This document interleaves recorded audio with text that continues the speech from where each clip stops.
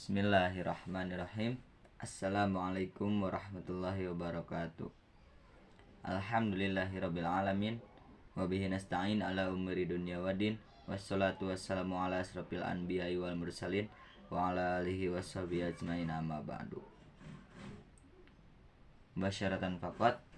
Perkenalkan, nama saya Anjar Hanggara dari kelas A Prodi Pendidikan Bahasa Arab semester 2 yang insyaallah akan membahas sejarah perkembangan Islam di negeri Mesir. Sebagai sebuah negeri, Mesir memiliki sejarah panjang, mulai dari masa Firaun, Khalifah, hingga masa Republik pada saat ini.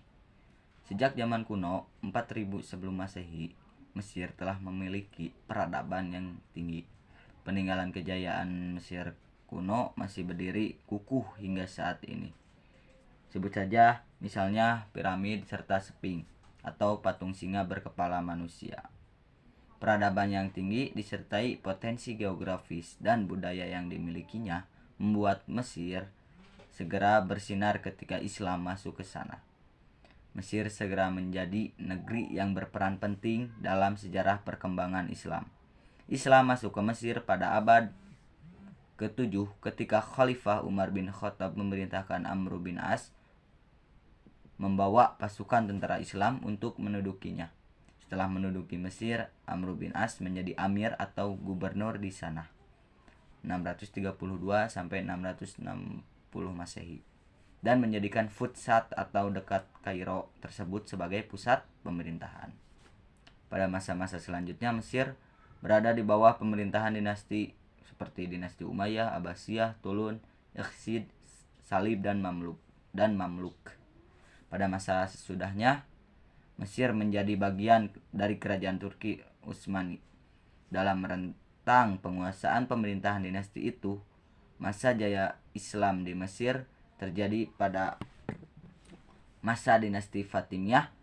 Ibu kota pindah ke Kairo dan Universitas Al-Azhar didirikan. Keberadaan Al-Qahira atau Kairo bermula ketika Mu'izz lidinilah Khalifah Fatimiyah berniat melakukan ekspansi ke Mesir. Ia pun mengutus panglima perangnya, Johar al-Khatib Asyikli, untuk menaklukkan Mesir. Johar berhasil membangun sebuah kota baru yang diberi nama Kairo pada tahun 969.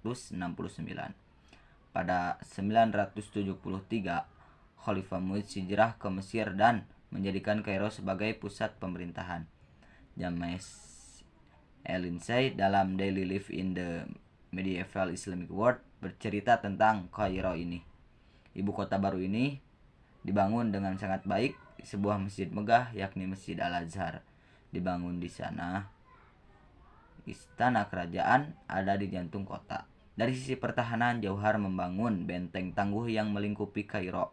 Di beberapa bagian benteng itu ada gerbang berpelat besi. Lewat gerbang inilah warga setempat bisa berpergian ke Suriah dan Futsat. Selain masjid, dibangun pula musola. Berbeda dengan masjid yang ada di pusat kota, musola lebih banyak berlokasi di pinggiran kota. Penguasa Mesir saat itu juga menyediakan lahan pemakaman untuk warga. Di bawah dinasti Fatimiyah, Kairo mencapai kejayaan sebagai pusat pemerintahan. Dinasti ini menorehkan kegemilangan selama 200 tahun lamanya. Wilayah mencangkup Afrika Utara, Syria, pesisir Laut Merah Afrika, Palestina, Suriah, Yaman, dan Hijaz.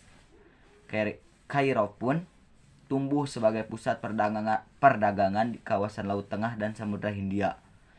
Sementara ibu kota Mesir sebelumnya Futsat menjadi bagian dari wilayah administratifnya. Pada era itu pula Kairo menjadi pusat intelektual dan kegiatan ilmiah baru. Bahkan seperti tertulis dalam Ensiklopedia Islam untuk pelajar, pada masa pemerintahan Abu Mansur Nijar al-Aziz 975 sampai 996, Kairo mampu bersaing dengan dua ibu kota dinasti Islam lainnya, yakni Baghdad di bawah dinasti Abbasiyah dan juga Cordoba sebagai pusat pemerintahan dinasti Umayyah di Spanyol.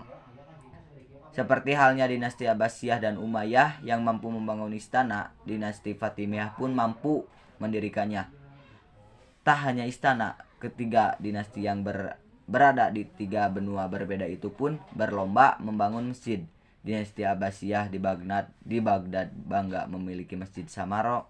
Dinasti Umayyah membangun Masjid Cordoba dan Fatimiyah pun memiliki Masjid Al-Azhar di Mesir. Di bidang administrasi negara, Fatimiyah pun menorehkan sesuatu yang patut ditiru oleh para penguasa di era berikutnya, termasuk era modern saat ini. Dalam merekrut pegawai, misalnya pegawai Fatimiyah mengutamakan kecakapan dibandingkan pertalian keluarga. Artinya mereka menjauhi praktik yang disebut masyarakat modern sebagai nepotisme. Semangat toleransi pun dikembangkan. Penganut Sunni dan Syiah memiliki peluang yang sama untuk menduduki suatu jabatan. Pada akhir masa kejayaan Fatimiyah, Kairo pun hampir saja jatuh di bawah penguasaan tentara salib. Beruntung Panglima Perang Salahuddin Al-Ayyubi berhasil menghalaunya. Sejak itu Salahuddin mendeklarasikan kekuasaan di bawah bendera dinasti Ayyubiyah yang hanya bertahan 75 tahun. Kairo kemudian diambil alih oleh dinasti Mamluk. Sekitar 3 abad lamanya, Mamluk menjadi Kairo sebagai pusat pemerintahan. Langsung selanjutnya kepada hal positif yang dapat ditiru atau dapat diambil oleh kita dari sejarah perkembangan Islam di Mesir. Sudah tidak asing lagi mungkin di telinga kita, Mesir merupakan negara ilmu. Karena Mesir dijuluki oleh dunia yaitu kota ilmu, karena di dalamnya atau pendidikan di Mesir tersebut sangatlah berkembang pesat dan juga sangat mengagumkan. Banyak orang-orang yang lulusan sana menjadi orang yang sangat berpengaruh dalam negaranya ataupun dalam wilayahnya. Dan juga Mesir merupakan negara yang dimana banyak melahirkan nabi-nabi Allah Subhanahu wa Ta'ala, seperti Nabi Syuaib alaihissalam, Nabi Harun alaihissalam, Nabi Musa alaihissalam, dan juga Nabi Yusuf alaihissalam.